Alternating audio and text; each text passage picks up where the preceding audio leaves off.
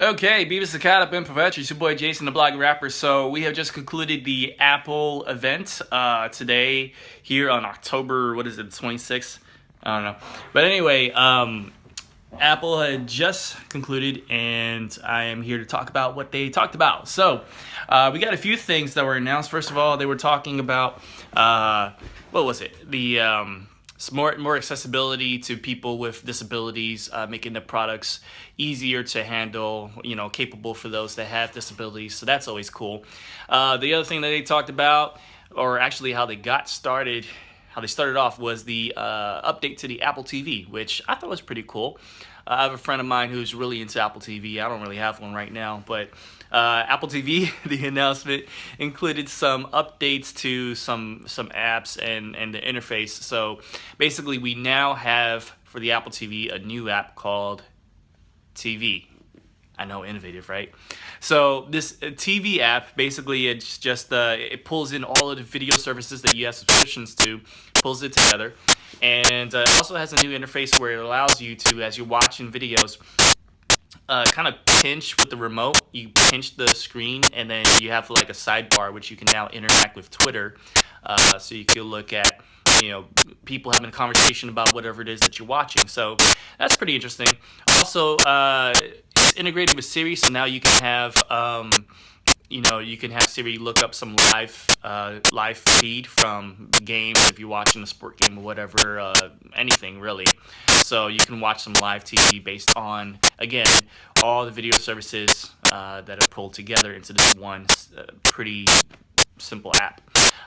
Also, good news is even if you don't have the Apple TV device, you can also have this app, the TV app, on your iPhone and on your iPad. So I'm not sure if you need to have an Apple TV in order to use the app on across your other devices, but I don't think you should. I don't know. But anyway, that's how they got started off, and then they got into the main feature of the big event, which is the refresh on the MacBook Pro. So, like we all anticipated, the MacBook Pro has been announced, and it's in the 13 and 15-inch models. The stuff that's been leaked is pretty much true. They have the what's called the touch bar, which sits right on top of the other keys where you normally type. So basically what they did was they did away with the whole function keys that, usually you have the F1, F2, F3, so on and so forth. And I think that's very innovative because really that's from an older mentality, an older way of computing.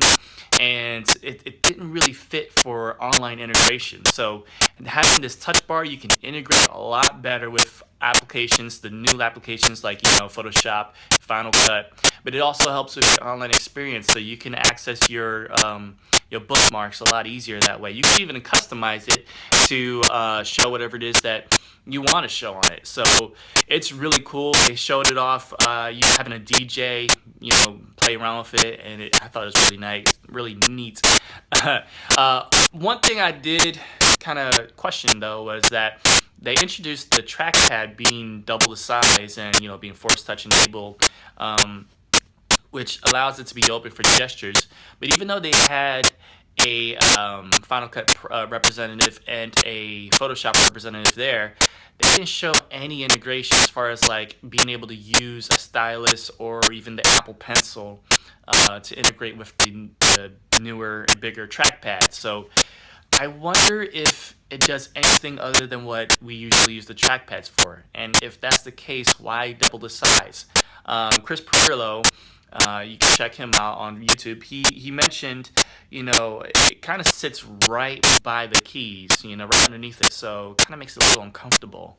I don't know if that's going to be a good thing or a bad thing, but I guess we will see. As far as colors, they didn't really announce the gold or rose gold or anything like that. Basically, you get the silver or whatever, aluminum gray or whatever, or the space gray.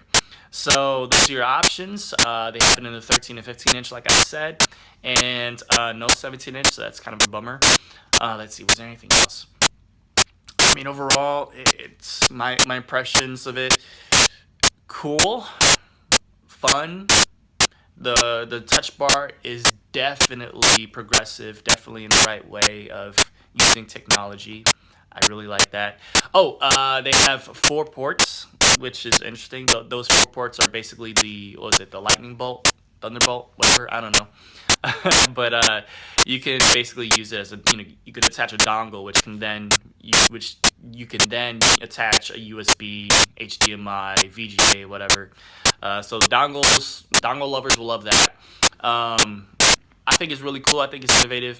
They're making it thinner. They basically just showed how the 13-inch MacBook Pro makes the 13-inch MacBook Air obsolete in every single way. So I don't know if they're going to cut the MacBook Air line, because it doesn't really serve its purpose if the 13-inch MacBook Pro does a better job of being an Air than the Air.